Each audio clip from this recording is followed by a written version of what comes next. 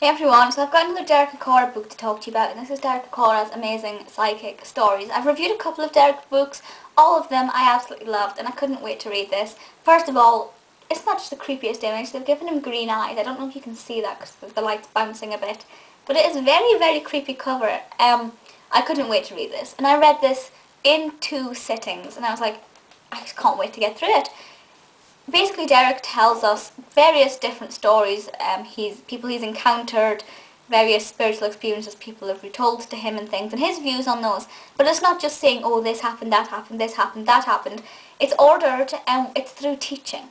So what I'm going to do is I'm just going to read you out a couple of the chapter headings. There's like 26 chapters or something, to give you an idea of sort of what stories, what kind of teachings are covered, and then I'll sort of say which ones I preferred and what I kind of learned. I am a spiritualist by religion, so anything to do with the sort of the higher world is very interesting to me to read and does help me a lot, and I did cry pretty much all the way through this. So you have My Meeting with Angels and White Feathers is the first two. A lot of this is about angels. I find that highly fascinating. Angels is something that, obviously I believe in angels, but I don't think they're around as much as people claim. Like, you know, when people will be like, oh, I saw an angel. Okay, I believe they're around us, but I don't believe they are to the extent. White feathers is really fascinating. Actually, I'll continue with the list. I just want to talk about white feathers for a second. Derek talks about it a lot. White feathers, if an angel has been in your presence during, say, perhaps a time of illness or just a tough time, and they leave a white feather, it's their way of showing you, you know, don't worry, we're protecting you, we're watching over you. And I think that would be really beautiful. I mean, I'd love to wake up and find a white feather somewhere. And there are a couple of stories how Derek points out, though, his friend, he was in a car with his friend, and a white feather fell from the car roof and his friend panicked. Turns out there was just a hole in his friend's jacket and the white feathers were coming out. So obviously don't take for granted that if there's a white feather in your home that it's just from an angel. But it's a really beautiful concept. White feathers, I think, is pretty nice. Following our destiny, a spiritual intervention. Following our destiny is all about, you know, how we can go off path, but we will be guided back onto our correct path, and it's all about making right and wrong decisions to get to where we're meant to be. The Word of an Angel. Okay, I'm not going to read them all out. Near-death experience. Near-death experience is very nice. Within that chapter and a couple of others, he does talk about what happens when you die, which I think is a really, if you're a non-believer, it's just going to be utter bollocks to you, but I believe every word of it. Not just because it's what Derek said, but other people have said it as well, you know, and it talks about when you die, your family members are around you who have passed over to spirit, and it's, you know, it's hard to read, because you're thinking, I'm going to go through this when I die, but at the same time, it's like, it's really comforting to know that there is something there. By the way, if you are a non-believer, don't leave hate or comments in the comments, because it's offensive and blasphemous, to be honest. Soul growth. Actually, soul growth, I have a quote for you. This is the quote I've always unknowingly lived my life by, i.e. I've always lived my life by this quote before I even knew this quote. Now I've found this quote, it is my motto in life now. It says here, the more a spirit experiences during its physical lifetimes, then the more it grows and progresses. And I love that, you know, so the more you do on earth, the more you experience, good and bad, the more your spirit grows.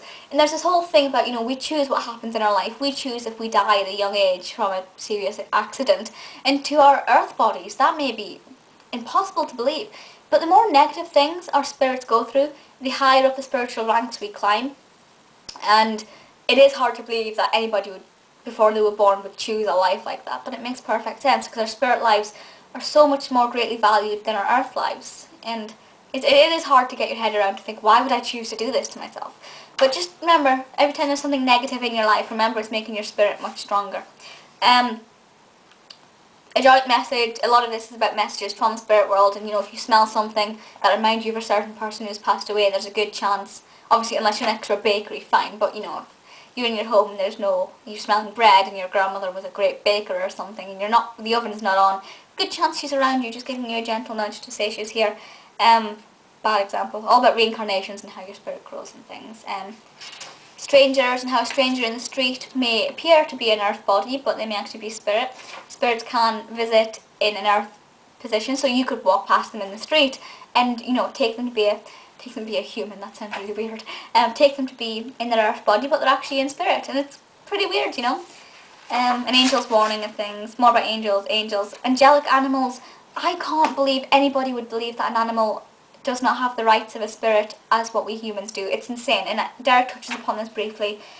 Some cat stories as well, which I really like, and signs from the spirit people, and angels again. And it's such a beautiful, beautiful read. So many gorgeous stories, but you'll learn so much as well. Normally when I read a book, I will give it to a charity shop or give it to a friend. This one I am keeping. I loved every second of it, learned so much from it, and it was exceedingly enjoyable as well. The page count is 260, and the writing size, hang on, the writing size is not, it's not massive, so it's not going to take you that long to get through, but there were a couple of pages I reread just to let the information sink in, I do find the teachings more vital than the stories. A couple of the stories he'll group together, then back it up with an explanation. Sometimes it'll be story, explanation, some really lovely stories in here. It's not, self-indulgent. It's not like I did this and I did that. It's very well written and very lovely. Bit of a misuse, well, not misuse, but a bit of an overuse of the exclamation mark, if I'll be honest with you.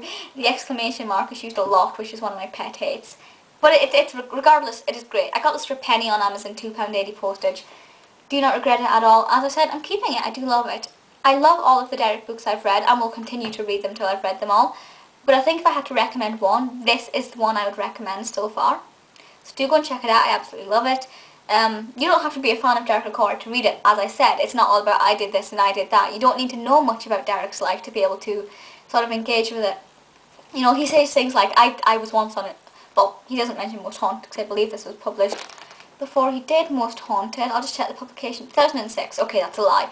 But, he'll say like, I had a shop in Liverpool or whatever. And I'm like, well, I know that. But he still tells tells it to us as if we know nothing about him. So it's very well written and I love it so, so much. Do check it out. Let me know your thoughts as of just now. And I'll see you all next time.